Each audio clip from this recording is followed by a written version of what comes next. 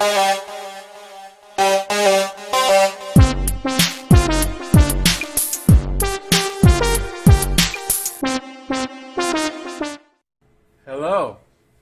And welcome to another series of Network Basics course.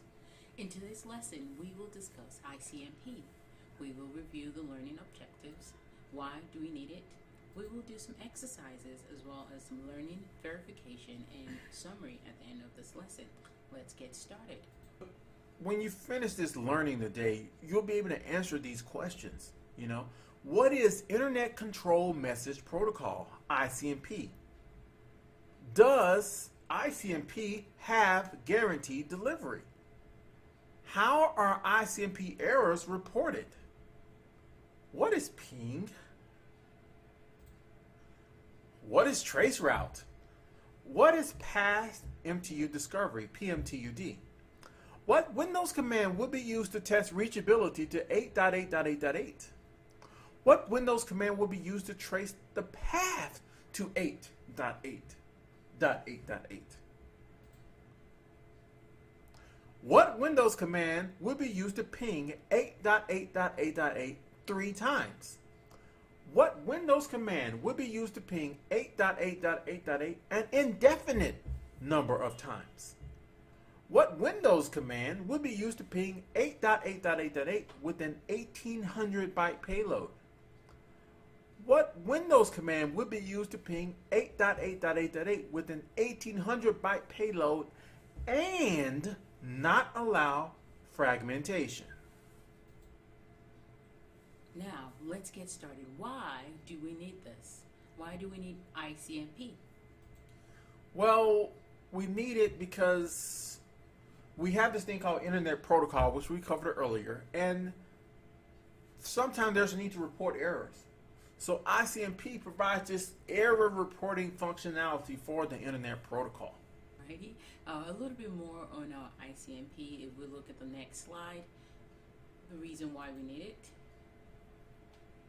Okay, yeah, there's another feature, I would say, of ICMP. Someone may say defect. I call it a feature and a characteristic of it. It does not have guaranteed delivery.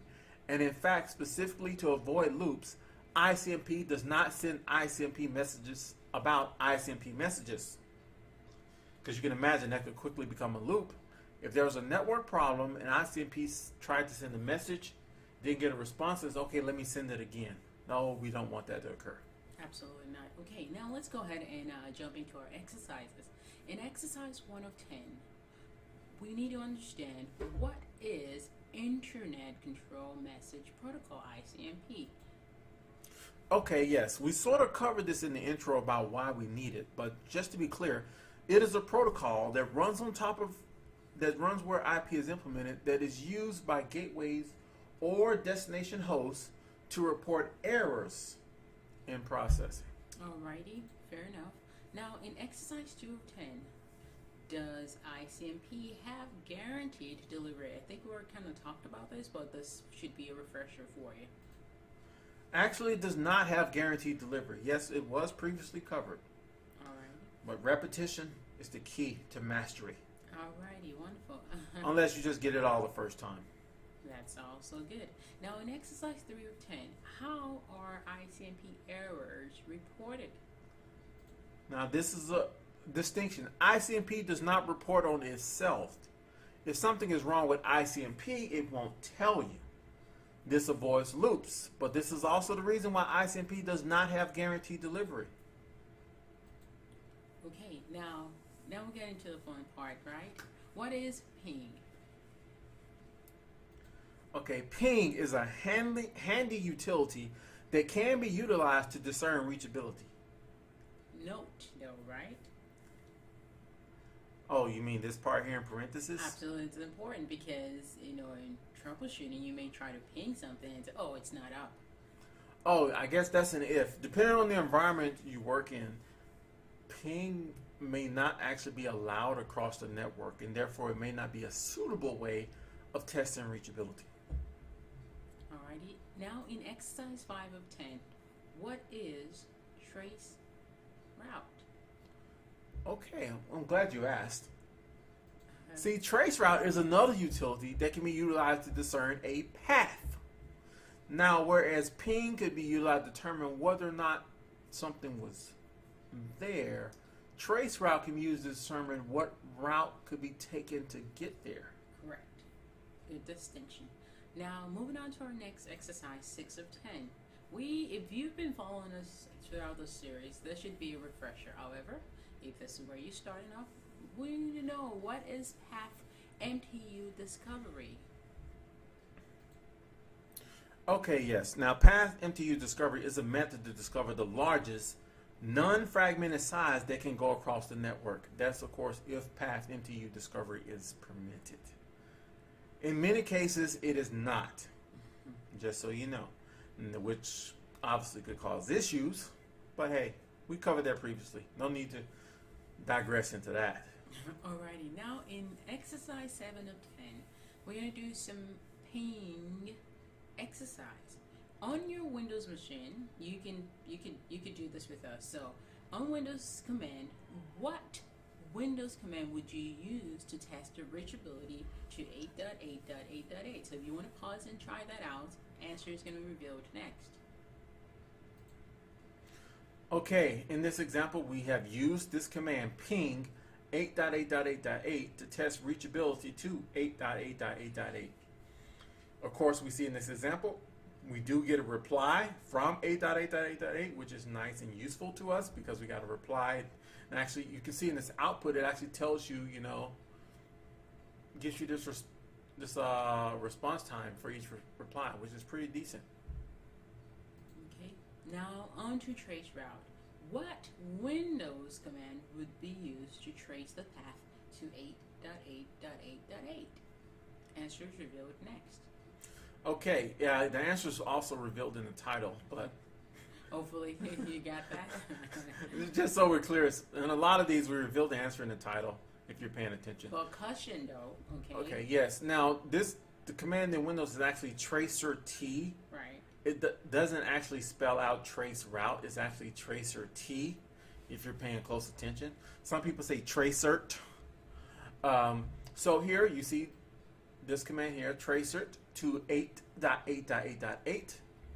Okay, since DNS resolution is turned on, it's actually resolving all of these, if possible, to actual names also. We'll discuss DNS in a later lesson, but as you can see, it tells you all these different hops that it goes through, and also it shows you how many milliseconds it takes to get to them.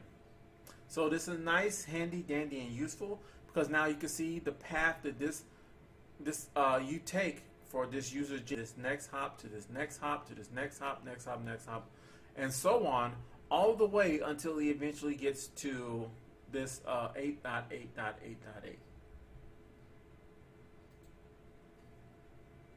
Exercise 9 of 10. Successive pings. Now, what Windows command would be used to ping 8.8.8.8 5 times? Or what Windows command would be used to ping 8.8.8.8 an indefinite number of times? Answer is on the next slide. Yes. Okay. Can you go through this answer? Oh, absolutely. So now what we're looking at here is using a switch in the ping command to allow us to ping this 8.8.8.8 and return it 5 times. And that switch is N. As you see here, we have ping dash N and the number of times you want it to be returned. In our example, we're saying 5 times. So it's going to be ping dash N, then the destination, which is 8.8.8.8. And you see the output here. And that's what we got. Very good, thank you. Yeah. Okay, now there was another part of this, and that was an indefinite number of times. And as Ms. Kelly nicely mentioned, this other flag, you can see ping dash T 8.8.8.8. Many of you may be familiar with this one already. And to stop it, you will use Control-C, as it shows here even in the output. I had to use Control-C to get it to stop. And that's the Control key on your keyboard and pressing the C key on your keyboard to get this to stop. Obviously, this is on a Windows machine. Yes, we're covering Windows commands. Just, hey, disclaimer. We have Apple users, you know. But okay, now in exercise 10 of 10, ping without fragmentation. So what Windows command would be used to ping 8.8.8.8 with a 1,800 byte payload?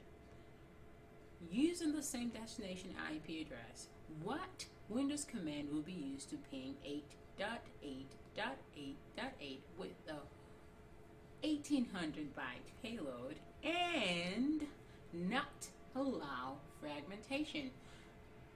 Okay, so so as we can see, these two are basically the same, but very importantly, slightly different. So there are going to be two different examples we're going to be able to provide for this. And this may come in handy one day, so don't discredit this. Now, the first example was the request to ping with an 1,800 byte payload. Okay, so that's another flag, as you mentioned. So ping-L. This is an L, this is not a 1, this is an L. L is in Lewis. 1,800, 8.8.8.8. So that means the payload of the actual ICMP will be 1,800 bytes. It does not mean that you will send necessarily a single packet of 1,800 bytes. It means the payload will be 1,800 bytes. What actually occurs here is actually fragmentation occurs in order to fit this payload within the rest of the packet, because you also have to have the actual header, source, destination, address, and all this information, plus a little flag to let you know it's ICMP, and then all this payload information. So by the time you get all that, you're going to be way past it, you know, that default Ethernet MTU of 1,500, you know. So you couldn't even use, in fact, you could not use this command with a payload of 1,500. You'd have to use a lesser value to allow space for the headers.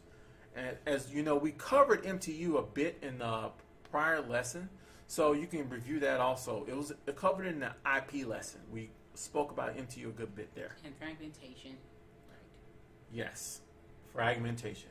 Now, let's look at the next one.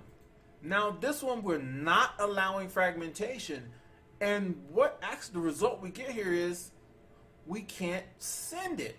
It actually gives an error message that tells it it needs to be fragmented, but the do not fragment is set. It needs to be fragmented, but do not fragment is set. So in this case, we cannot even send this ping, and we're getting an error generated as a result. An ICMP error. Okay, next, let's go here to learning verification, which is one of the best parts, because now you get a chance to test your mind and say, okay, I paid attention. Now can I answer these questions? Because these are some very good questions. Yes, they are. Now, so what is Internet Control Message Protocol, ICMP? You know, does ICMP have guaranteed delivery? How are ICMP errors reported? What is ping? I mean, come on. These are some very good questions, you know. Now, another good question. What is traceroute? What is path MTU Discovery? I know I keep hitting on path MTU Discovery. I guess it must be one of my pet peeves. It keeps popping up in almost every class for some reason. Now, what Windows command would be used to test reachability to 8.8.8.8? What Windows command would be used to trace the path to 8.8.8.8? What Windows command would be used to ping 8.8.8.8 3 times? What Windows command would be used to ping 8.8.8.8 an indefinite number of times? What Windows command would be used to ping 8.8.8.8 with an 1,800 byte payload? What Windows command would be used to ping 8.8.8.8 with an 1,800 byte payload and not allow fragmentation? And hopefully you were able to answer those questions, and if not, you have another opportunity in our summary section, which is coming up right now. To summarize our ICMP lesson, we have, it's a huge, but hey, come along with us. Now, Internet Control Protocol, ICMP, is a protocol used by gateways or destination hosts to report errors, okay? Now, ICMP does not have guaranteed delivery, alrighty? And it does not report on itself. So if something went wrong with ICMP, it's not going to tell you. And this is useful in order to avoid loops. Now moving on to our next summary page. Okay, ping. Ping is a utility that can be utilized to discern reachability. And traceroute is a utility that can be utilized to discern a path. PMTUD, Path MTU Discovery, is a method to discover the largest non-fragmented size that can go across the network. Now, you can test reachability to a host using the ping utility, as shown here in this example. Now, you can also trace the path to a destination using the tracert utility here in Windows. Now, you can ping a destination a certain number of times using this -n flag, as shown here. And that could help you if you're trying to, for some reason you want to use this and you want to remember, hey, what's that switch, what's that flag I use with a ping to give me the number of time. Just think about N for number and then proceed with the number of times you want it to repeat. Okay, what's your acronym for the T? Timeless. Okay, so -T for timeless. Yes. Okay. Anyway, so as we see here, this particular flag is utilized to continuously ping an indefinite number of times. And you actually use Control-C to stop. This is just another example of using this ping utility, which is a very useful utility. If it is permitted on the network, please remember that. We talked about that earlier on, so just keep that in mind. Okay, this is another example using ping with a payload of arbitrary size and sending it across your network. Here we chose 1800, for example. And remember, this is an L, not a 1. Here again, we have it and we're sending a payload of arbitrary size, but we're choosing not to fragment. And that concludes this lesson on Internet Control Message Protocol, ICMP. Thank you for coming along with us, and we hope this has been informative for you. Until next time, take care.